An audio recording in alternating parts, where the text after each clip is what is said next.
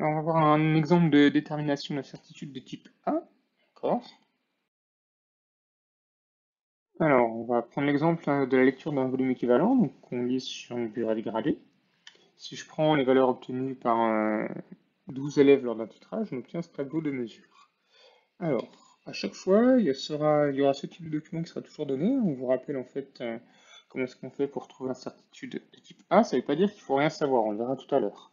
Donc, on vous dit toujours que la valeur retenue, ce sera la moyenne, qui sera le meilleur estimateur de la grandeur mesurée. Et puis, pour trouver l'incertitude type, il va falloir diviser l'écart type par la racine carrée du nombre de mesures. Alors, attention, quand on fait ça en fait en classe, là, la manière dont on va le faire, c'est pas tout à fait rigoureux. Normalement, il faudrait faire ça dans les mêmes conditions. C'est-à-dire que c'est le même opérateur qui a utilisé le même matériel, d'accord? Et nous, on ne peut pas se placer dans ce cas-là, puisque ça nous prendrait trop de temps en classe. Il faudrait, dans ce cas-là, que vous fassiez 12 fois le titrage. Comment déterminer la moyenne du volume équivalent et son écart type avec la calculatrice NumWorks. Donc pour ça, je vais dans Statistiques. Et ici, je vais commencer à taper toutes les valeurs des volumes équivalents. 15,9 millilitres avec un effectif de 1. Ensuite, 17,5 millilitres. Pareil, l'effectif, je garde 1 à chaque fois.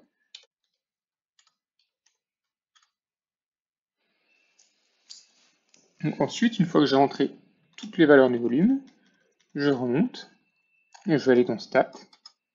Et ici, il va me donner tout ce dont j'ai besoin. C'est ce qu'on va voir juste après. Voyons comment on va écrire le résultat. Première chose, on va relever la moyenne ici. La moyenne du volume équivalent qui vaut 16,85 millilitres. Évidemment, la calculatrice ne vous donne pas les unités. Ensuite, je vais aller relever l'écart type ainsi que le nombre de mesures. Donc, un écart type qui vaut 1,20 ml avec 12 mesures. Pour l'écart type, il faut faire attention de bien prendre la valeur la plus élevée. Ensuite, je vais pouvoir calculer donc l'incertitude type, donc la valeur de l'écart type divisé par la racine carrée du nombre de mesures, autrement dit 1,20 ml divisé par racine carrée de 12, ce qui me donne 0,34 ml, il faut le taper sur sa calculatrice.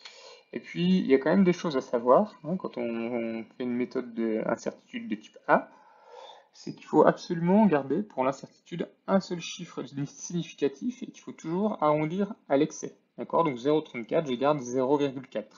Ensuite, quelle valeur je vais retenir? Eh bien, je vais prendre la moyenne comme valeur retenue associée à son incertitude, donc 0,4 ml.